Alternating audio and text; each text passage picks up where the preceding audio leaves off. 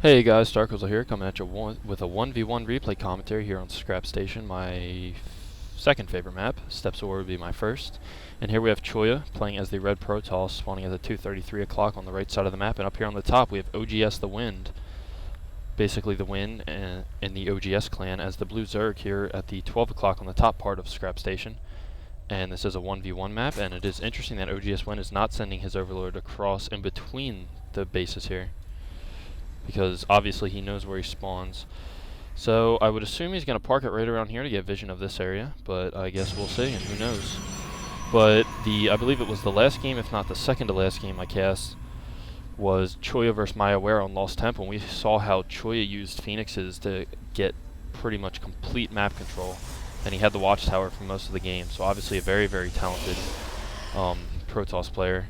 And whenever I play against Zerg as Protoss, I usually like to get out one Phoenix just to keep the Zerg overlords at bay, to not give them map control. So we will most likely be seeing, or I would assume we will be seeing that here from Choya today, but we'll see what he goes for. And looks like the Wind is going to maneuver his overlord right over here.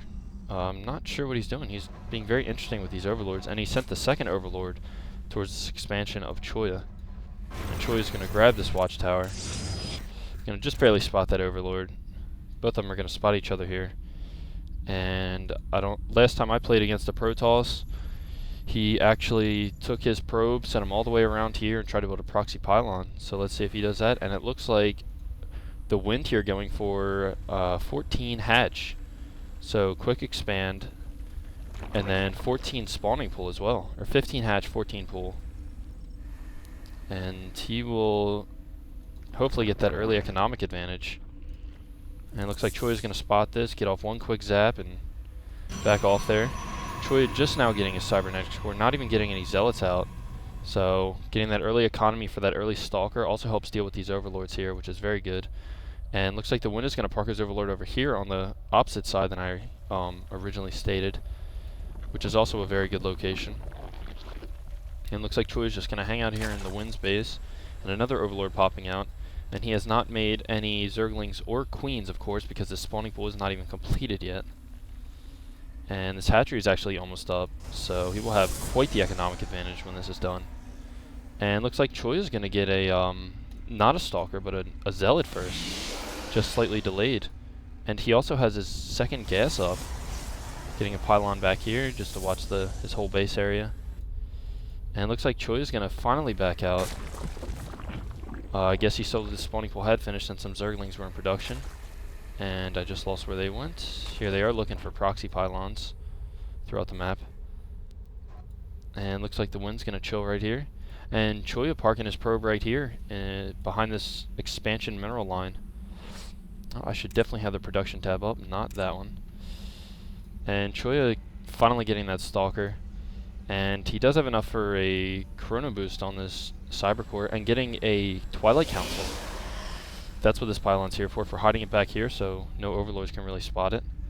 And I believe Choya can get a shot or two off on this. This Stalker's 6 range. And Choya's probe is gonna make its way in here. Gets denied by the Queen though. He pretty much has seen everything he wants to. There's no interesting tech at the moment. And let's see where this drone goes. Spine crawler, I would assume. And there we go. oGsTheWind putting up a spine crawler.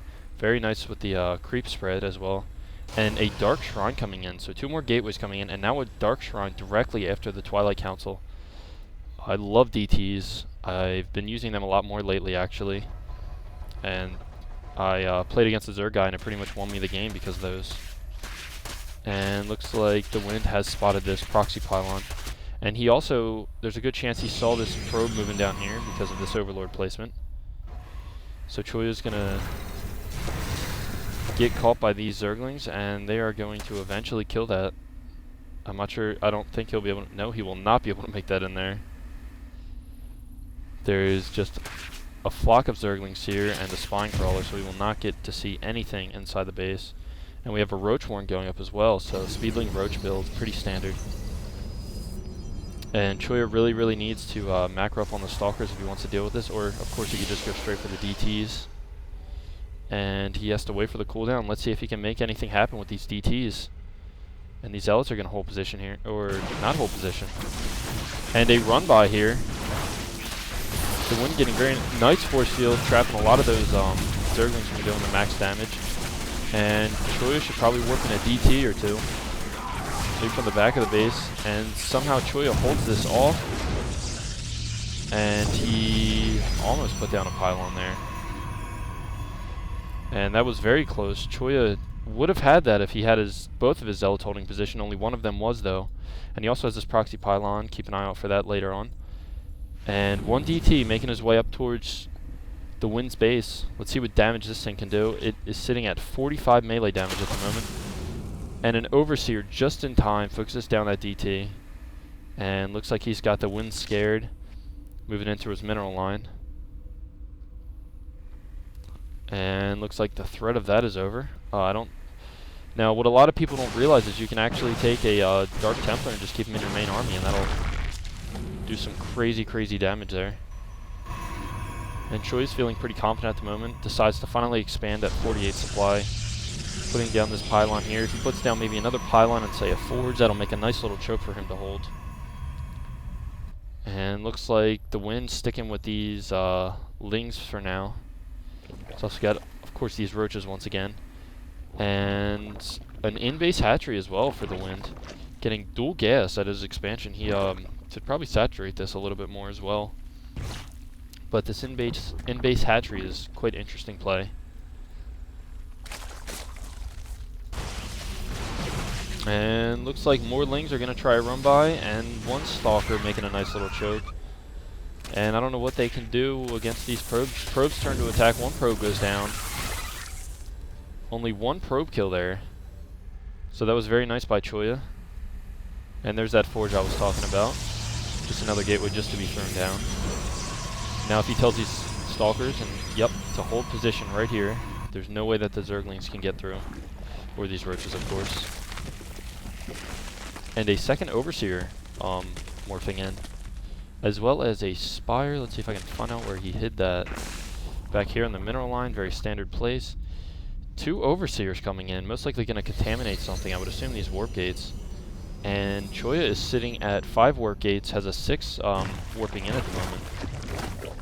Very nice contaminates. He could do a couple more, actually. I don't know if he's going to contaminate the Twilight Council. And it was not researching anything, so that was a waste of 75 energy. He'd have been better off doing another warp gate. Or maybe even the Nexus for these probes. And it looks like Choya's going to start macroing up, getting the weapons level 1 upgrade started. And at the same time, TheWind is getting ground carapace level 1 upgrades. So the weapon upgrades will most likely be fairly negated, I guess you could say. And this Dark Templar has 1 kill. Still sitting at the same amount of damage, of course. Weapons upgrade is on the way. I believe that'll knock it up to 50. I'm not sure. But he is moving out with an Overseer, so this DT will be pretty much useless. And we have 30 Zerglings morphing in as well. And these Stalkers are doing a nice job. Killed the Changeling. Changeling didn't really see anything interesting that I could tell. And that's quite a few Speedlings for all these Stalkers to handle. And Choya wisely backs off. I would have done exactly the same. He's got his Dark Templar to a separate control group. And yes, this does knock it up to 50 damage, which is massive. And TheWind is also taking the gold expansion, which Choya does not seem to know about. No, he does not. And it looks like he's just going to start going on these rocks here. TheWind needs to make something happen soon. Although he does have some mutas and 12 Zerglings morphing in as well, and some roaches getting out of position or something there. And looks like this DT is going to try to run in here. I don't know where the Overseer is. One kill for him. Oh, he needs to, there we go. He needs to start targeting those drones though. This Queen's just going to play ring around the hatchery all day. And at the same time, Choya decides to move in. He's got a massive force here. He's going to easily take this, it looks like. And this DT is just taking down drones left and right there. Okay force field, it didn't really do too much to him. And it looks like all these mutas, he really needs to put up another Guardian Shield. No more sentries left in the army. That is not good for him. And it looks like these Stalkers are just going to clean up the mutas quite nicely. He needs to kill these drones if he can. This one DT is up to 8 kills now. Still sitting at a very nice 50 damage. And it looks like all the drones are going to turn to attack. This DT is just going to start racking up the kills left and right. He had another Overseer. I don't know where it is. He's morphing in another one. Coming in from up here, I would assume. Yes, it is. And this Dark Templar is sitting at 17 kills before it finally gets taken out. So he definitely got his money worth with that. And it looks like Choya is bringing in reinforcements from the south. He needs to start bringing them in a little bit faster, I would say. Maybe get him 1 sentry for a force field or 2. And that's just too many Zerglings for all these Stalkers to handle. So they're going to do a nice little micro here to back out. And they're just going to have to fight for their lives, which isn't too good because they just can't do anything at this point. And Choya calls GGWW. Maybe this is on the Korean server because it kind of looks like a W, the GG in Korean. But Choya calls GG after that. I don't know. Oh, that would explain it. Sorry, I missed that. The mutas. Let me actually go back for that one.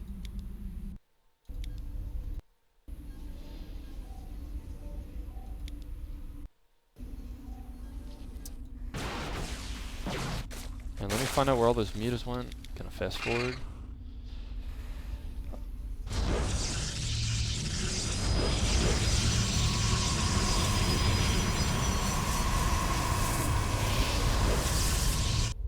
And here they come, these 5 mutas.